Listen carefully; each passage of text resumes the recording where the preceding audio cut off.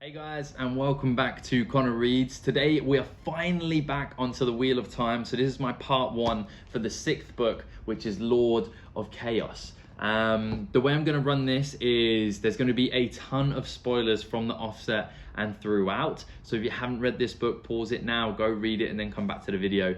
What I'm going to do basically is just talk about the first, how many pages have I read? I'm only up to chapter 5, but I'm already 150 pages into the book, and I believe we're about to go from Rand's perspective to the next. So I'm essentially going to give my reactions, thoughts, and predictions and general waffle on the first 150 pages of this book. Let's get into it.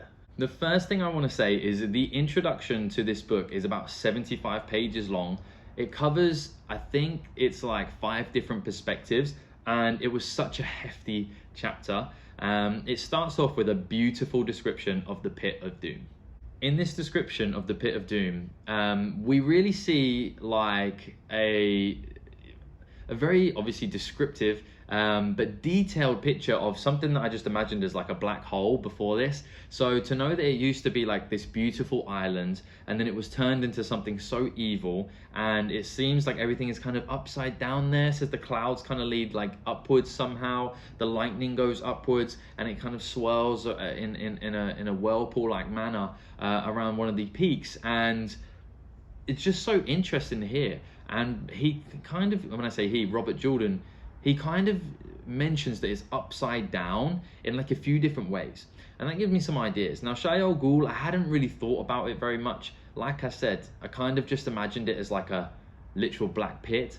But this description makes me think that there is much more to it. The way that Robert Jordan went about the description, it makes me think that potentially, you know, where the Dark One has been kept in his prison, is that like another world, another universe, another dimension? Because if things are like upside down going into it, it would give the impression that like the world flips as you go into it somehow. I don't know. It's tough to make deep predictions on that, but you know, I think Shai Al Ghul is much deeper, you know, not just physically, than I've been giving it credit for. And I believe that we are going to see maybe our main characters, they're going to have to go there at some point, but maybe a lot sooner rather than later. I believe obviously the Pit of Doom is going to be in a lot more detail. Someone's going to visit it again, whether it's the Forsaken or, you know, one of our favorite characters. This book, there's no reason for him to be so descriptive if he's not going to bring us back there. So my prediction is that we are going to revisit the Pit of Doom in this book. A very interesting character seems to pop up, and if I'm mispronouncing his name, I'm sure someone will tell me in the comments, but I believe it's Shaidar Haran. And he's essentially like a very, very tall Midriel, and people seem shocked when they meet this guy or girl. We open up with Demandred, and he is going to visit the Dark Lord, you know, the Dark One. He's been summoned there, and he's kind of shocked that this Midriel would speak to him in such a way. And when he turns around, he himself is kind of has fear struck into him. So I'm very interested by this character. He gives me Padan Fain vibes with regards to like he scares the scary characters, which is always super interesting, you know? So I'm very excited to learn more about him. I was trying to put 2 and 2 together, and you know, this information probably was given out somewhere during the books before, but I'm not too sure how the half-men are made. I'm not sure if they are physically man and then turned into that, or if they come from somewhere else completely. But if that is the case, there's only one type of people who are described as being head and shoulders above everyone else in this universe, and it's the Aiel. So maybe the Midriel, the tall one, is or was an Aiel beforehand, which would make him extra scary, I would have to admit. So that kind of adds up. So I suppose one of my initial predictions is maybe that this character was an Aiel at some point. And just the fact that Demandred seems to get the idea that the Dark One has a lot of, not respect, I feel like the Dark One doesn't really have respect for anybody except for himself and maybe the dragon, but use, like he values this character a lot by the way that the tunnel down into Shai Al Ghul, or the pit I suppose, was widened to accommodate this guy, and it wasn't like real close to his head, if I'm not mistaken on the description. So like it just goes to show, and I'm really excited to learn the backstory of this halfman, this tall halfman. One of the big things that the Dark Lord, the Dark One I suppose it doesn't really matter. The Dark One, him and Demandra, he essentially told Demandra to go out there and use Balefire more often. And I think it goes to show how dangerous Balefire is, that, you know, it's not something they were going to do anyway. And I think we've seen the benefits of Balefire. I think we're going to see the negatives. So what I mean by the benefits is at the end of the last book, we saw Matt be brought back to life because Rand destroyed, I think it was Ravin, with the Balefire. And what that did was undid everything that Ravin had done, which I believe was kill Matt.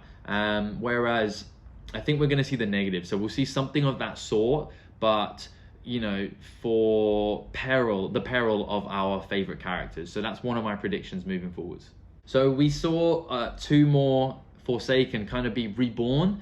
And I think at the end of the first book, those 2 that were destroyed there, I think maybe that was them being reborn, because they really didn't get in the story at all, you know. So if I had to guess, it would be those 2 from that first book. But again, we weren't given too much information, so we'll have to wait and see on that one.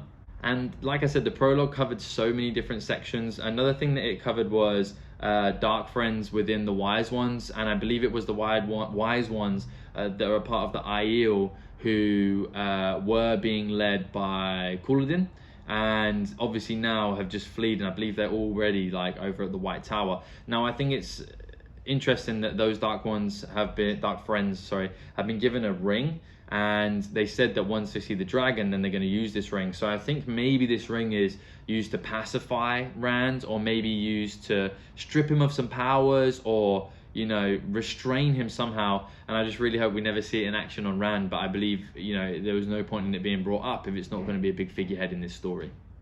So into the bulk. So once I got past the intro, it was all Rand for the first 4 chapters. And the first thing we really see, well, not the first thing, but the big thing we see is Mazrim Taim, the false dragon who escaped the Aes Sedai. He comes to visit Rand, and he eventually swears fealty to Rand as well, in a manner that was like a little suspicious. And I have a bunch of questions for this guy.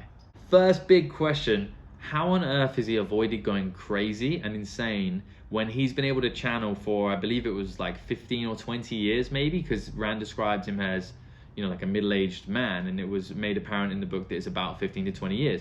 So when it comes to avoiding being crazy, I think we're going to get a much deeper dive into what it is about the taint that drives people crazy, and we're going to get like a bit more of a logical, direct explanation to that, because this guy's obviously found a way to combat that. And it got me thinking, in this section of the book as well, Lews Therin, is you know, in Rand's head, talking away as he has been, and he's going a little bit wild now, and that seems to be what's pushing Rand to be a bit crazy. So Rand finally told him to shut up in his head, and he listened, which would point in the direction of them actually being able to open a dialogue and converse, which would be such an interesting twist. So I think it'll have something to do with that, and I believe that he'll be able to teach Rand how to stop going crazy, or at least give him a better explanation as to what sends him crazy with the taint, so that Rand can get closer to, you know, 14 books, because we're only 6 in, so he can't be going crazy anytime soon. Second question I have is, how did he escape the Aes Sedai?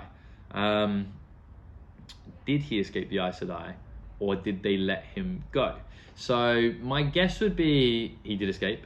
I hope he's not under the Aes Sedai thumb. However, these women are badasses when it comes down to getting what they want. So if they even staged his escape and he believes he escaped, you know, organically, maybe, you know, you can't put anything past these women. They are so impressive, especially when it comes to getting what they want. So there is a potential that Mazrim Taim is completely under their thumb, maybe even spying for them, and I very much hope not. I don't believe it would be the ladies from the Split. I do believe it would be the ones from the White Tower, if that's the case.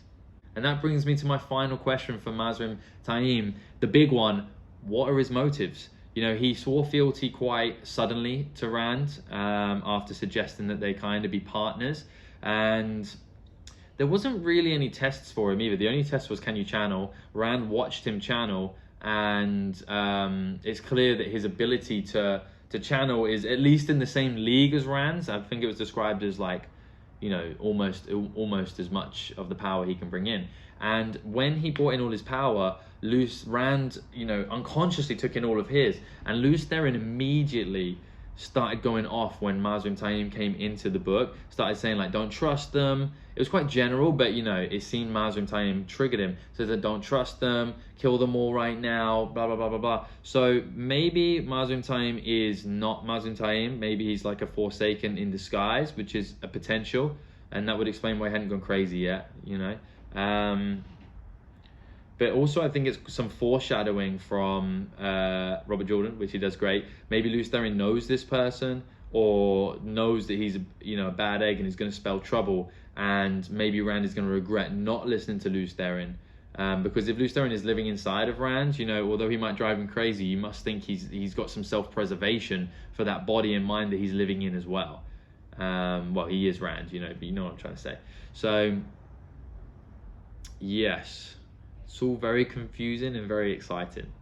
It's clear that Rand has discovered Tel'aran'rhiod. At the end of the last book especially, that's where like essentially the final battle took place with Ravin, you know, well, some of it anyway. And if Mazrim Taim understands that and knows about it, then I think that we now have a teacher in place for this book who can teach Rand about Tel'aran'rhiod, which would be fantastic. And Robert Jordan's done a fantastic job of making sure there is always somebody in the book who can teach him and educate him and develop him, so that we see him grow in his abilities, which means he's not like a stagnant character at any point. And I think obviously Mazrim Taim, whoever he is going to be that this time round, which I am very excited for. So Rand has put an amnesty out, and people are coming, men are coming across to be tested, and it's going to be very exciting for a couple of reasons.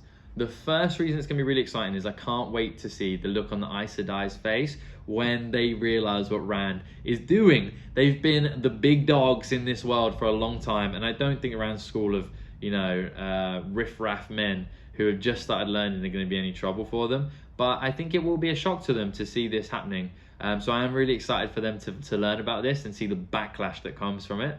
The second thing is, with this school, no man has been allowed to channel for like a couple of thousand years. You know, sometimes a false dragon will come up and they don't really have that much time to discover their abilities. And although we definitely don't know everything about the female side of channeling, like by any way, shape or form, because a lot of that was lost in the Age of Legends, we know a lot. But when it comes to the men's side of things, we don't really know anything. You know, they've either been stilled or killed themselves or gone crazy really, really quickly. So it's going to be interesting to see the secrets that are unlocked from that school and the things that come to light from that. And I'm so excited to learn, you know, any secret that comes out from this school. And I feel like we are going to find some, especially with someone like Mazrim Taim, who's been channeling for 15 years, and Rand in the same vicinity, you know, maybe teaching these guys. Like, we're gonna get a deeper explanation and understanding of the male side of channeling, which is so exciting. I also want to throw a side note in here. These books are dense, and Robert Jordan is so detailed that if you're not on top of your game and writing things down and rereading things that you didn't read properly, like, things skip past you, and I'm sure I've missed so much.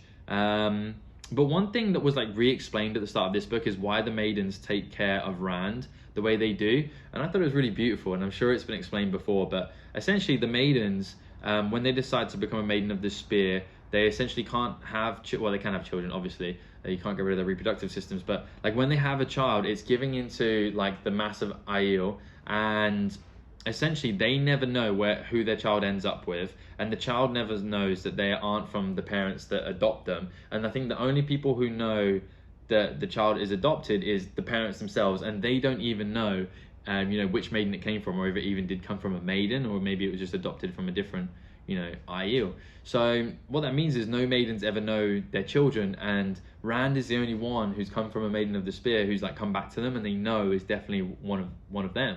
So that's why they treat him like a son and like a brother, because he is. And you know, that was real beautiful, and you know, it's a shame that I hadn't understood that earlier, but I was really happy to understand that, and it made a lot of sense. So my actual predictions moving forward: Mazrim Taim not to make it to the end of the book. Anyone who teaches Rand in any capacity seems to struggle. Moiraine did a really good job. She lasted for several books, but she also didn't have that like mentorship. Asmodine lasted barely a book. Lanfear maybe a book and a half, even though she wasn't really like a tutor.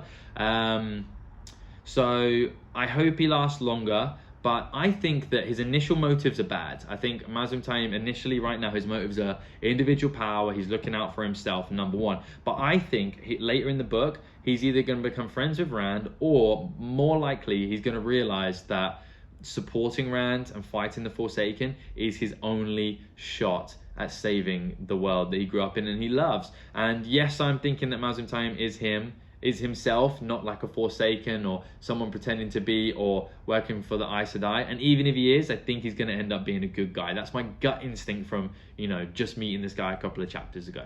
Another big prediction is Lews Therin and Rand are going to open dialogue and actually start talking in this book. I think that's going to be, incredible. It's going to speed up his progression, and all of a sudden he won't need another mentor because he kind of has one inside of him. So I'm excited for those scenes and those chapters. He's going to learn so much about himself. And unless I've completely misunderstood, what I believe Rand is doing is, I think he is going to battle Samael, but he's telling everyone around him he's not. He's not going to be there for the battle in Ilion. So I think what he's doing is he's wandering around in Tel'aran'rhiod and looking at the fortifications that they're putting up, to battle his Aiel, Cahir, and Tyrans when they go over there. So I think what he's doing is a classic move.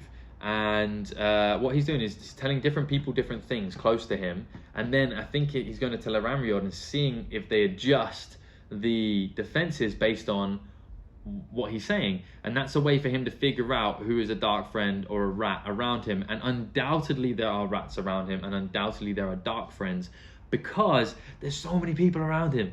Over 200,000 Aiel. People come in every single day, so I think we are going to see some betrayals, and it is going to be really, really interesting. Other things I'm just looking forward to, not necessarily predictions, is I hope and pray we get a ton of page time for Mat. I feel like every other character from Two Rivers has had a lot of page time, maybe not directly in their perspective, like Egwene, for example. We get some in her perspective, but she's always involved in the storyline, whereas Mat, I just feel like I love his perspective so much. I can't wait to get some. I already know we're getting Perrin's perspective this book round because we didn't really get any of his in the last book at all. He was completely left out of it almost. So we're going to have a lot more from his side of things as well. But we haven't gotten to that point yet. But I just hope we get some traveling as well. Like, as everything gets a bit more exciting and big, we've kind of lost the idea of like one or two people traveling together. And some of my favorite chapters were Rand and Mat traveling together, even though Mat was under the influence of the dagger, and the periods of times where everyone was in smaller groups and traveling, like Tom Merrilin and Rand were together also, and that was so wholesome, and you really get to know the characters. And if there's one fault in these books, it's the fact that the story is so big and so epic that I sometimes find it hard to connect with like individual characters and get to know them, because we are looking at things from such like a bird's eye view. So I just hope we get, deeper dives into some of these guys and more time, and singular travel, because the epicness of the story is incredible, and I wouldn't change a single word. But I know we have a lot of time to learn these characters. I have 14 whole books, but I would just like more time just learning the ins and outs of them and a bit more personality, because there's always so many characters and so much happening that I feel like I missed out on that a little bit. So there's my general waffle on the first 150 pages. It's been incredible so far, as it always is. My life's been really busy the last couple of months, so I've not been able to post and barely been able to read, but things should start picking up again now. And as always, like and subscribe. I cannot wait to hear your comments on things. You guys are a fantastic fandom and fantastic community. And stay tuned for part 2. Have a great day.